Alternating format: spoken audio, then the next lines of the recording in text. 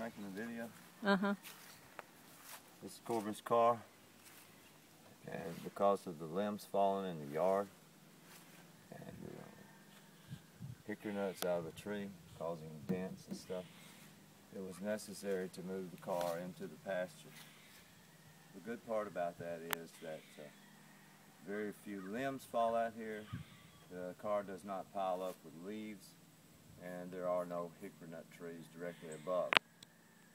However, it does get extremely hot in this car, and I've learned with my old cars that inevitably there will be some moisture that makes its way into the car compartment, the passenger compartment. And even though that moisture easily finds its way in, it has a difficult time finding its way out. And of course, we know moisture and heat and enclosure and lack of air will lead to mold and mildew, which is a deterrent for clean breathing in any kind of living situation, your house or your car. So what I've learned in my old cars is that if a little moisture or even a little rain gets in, if I leave the windows cracked, there's enough sun that heats up the car cavity, and the warm, moist air finds its way out through the window cracks.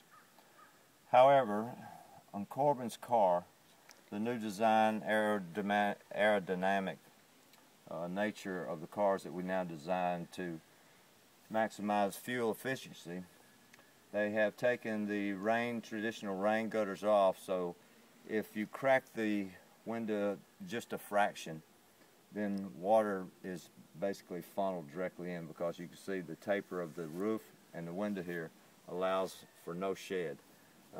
However, on the older cars, they have the door opening up here, which catches the water and directs it down the side of the opening of the door. Well, that doesn't happen here. The water comes straight over and runs over, and will go directly inside if you crack the window. So when Corbin moved to New York, and I received the duty of taking care of her car, I thought I could park it out here and crack the windows and it would be fine. Well, to my disappointment, the first rain, her car got pretty wet inside, especially the doors and the areas that operate the electronic windows, and I was worried that that would certainly be troublesome. So we did as we always do when we have a question. We went to the internet to find the answer. And on the internet, we found the Weathertech side window rain deflector. Of course, I was aware of this. I've seen them on many cars before, and I knew that was the solution. I knew that's what we needed to do in this situation.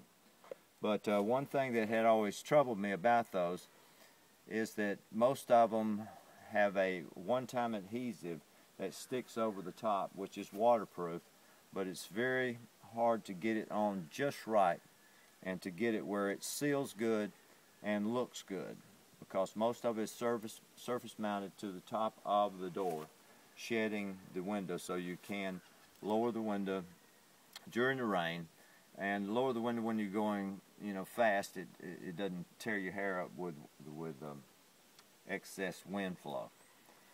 So anyway, we happened to find that there are some deflectors that go up into the channel, and there is no tape, no double stick side surface that sticks to it. It simply traps inside the little area that the window rests in.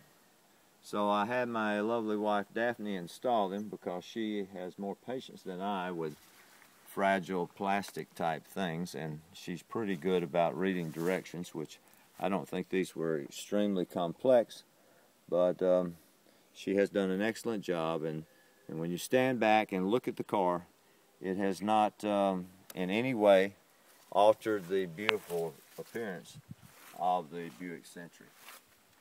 So I'm making this mainly to show Corbin that her car is being adequately taken care of, so that one day when she comes to her senses and comes back to Briarfield, her car will be in good shape.